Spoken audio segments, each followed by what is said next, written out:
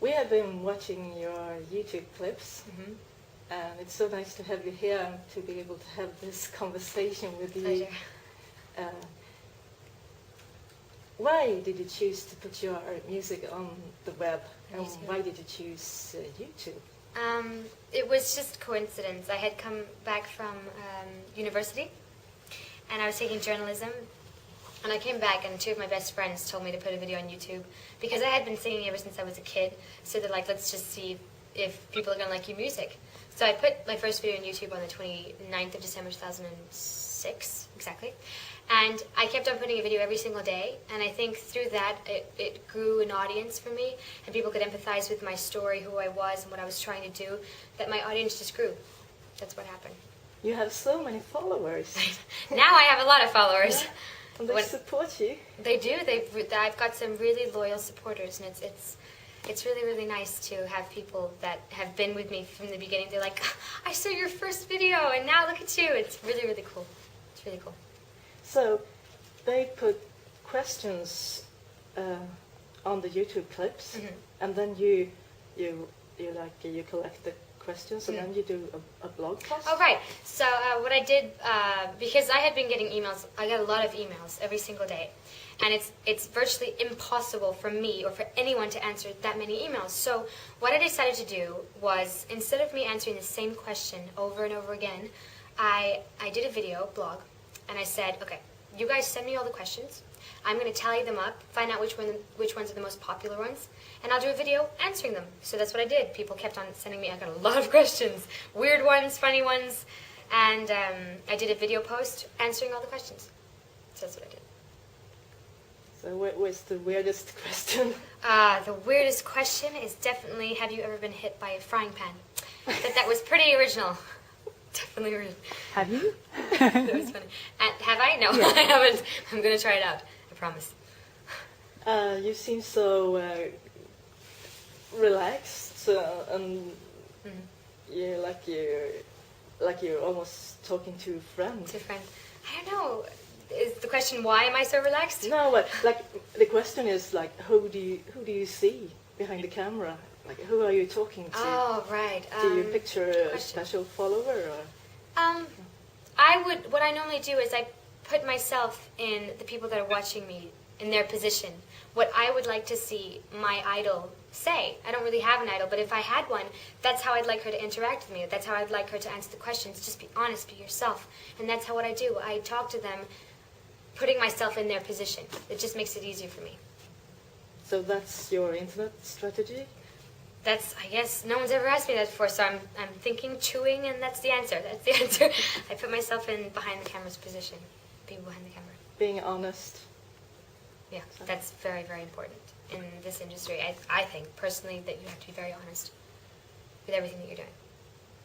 So your songs, are they about you in your life? I have certain songs which are about a personal experience that I've had. But most of my songs are actually inspirations of other people's life or stories that they've had, places that I've been that inspired me, a movie, that storyline of that movie, I like that, I'm going to write a song about that. Just anything really inspires me. So a small few of the songs are actually personal experiences from the heart. So you told us that you're a geek. I'm a geek. Yeah. I'm a geek. I'm a proud nerd. Let's talk about some gadgets. Gadgets, okay, cool. Yeah, you were impressed about our camera. I was. You guys can't see, but it's a cool camera. What kind of hardware do you use? I started off with a Casio, like a really small black Casio. It's quite funny because I went to America, and while I was there, I showed a friend of mine the camera, and I was like, so this is my camera. Whoa, what? This is what you use to put your videos on YouTube? Because it's so not professional. It's just this small thing. And then I progressed into a Mac. I bought a MacBook, which is really cool. I recommend MacBooks. They have really good high definition, and so that's what I use now, Mac, with the iMovie HD thing. That's what it is. See, I am a geek. And I edit my own videos. So. How much time do you spend on editing and recording? Depends. I think I'm more I take more time editing a cover song of somebody else because it's someone else's song. You know, you want to do the best that you possibly can. So I do a lot of takes. Okay, take 240. Let's go. My hands get tired. But when it's my songs or it's just me talking, I don't take that long. I don't take that, what, about half an hour, 45 minutes? If that's long, that's what I take. Have you been thinking about starting any other type of channel than YouTube, using, like, building your own web? My website? Yeah. Oh, yeah. The funny thing is, through YouTube, I've got a lot of fan sites, and so they're very sporadic. They're dispersed everywhere. MIAAROSE.org and MIAAROSE.com. But there's going to be a time where my management, we're going to make our own website, MIAAROSE.com or something, where all the information is in one place. So you don't have to search, where is she now? No, it's going to be all in one place. I won't be part of that because I don't understand anything to do with websites, or I don't know how to design a website, but it's going to be cool. It's really cool to be on YouTube using that way of having a conversation. Yeah, it's so different, so innovating to be able to use your camera to talk yourself to the fans. It's great. It's different. So how do you meet up with the fans in real life? Do you have concerts? Well, sometimes it's a coincidence. Like, for example, the other day I went to a concert of Chloe Calais, who's I really, really like. And I left the backstage of her concert, and I had like about 25 girls recognizing me. Oh my God, it's MIAAROSE! So it's very, right now it's still coincidences where they meet me at the right place at the right time. But soon we're organizing my first concert, and that's when I'm going to actually do the hi, I'm Mia, nice to meet you, where I meet and greet the fans. It's going to be fun.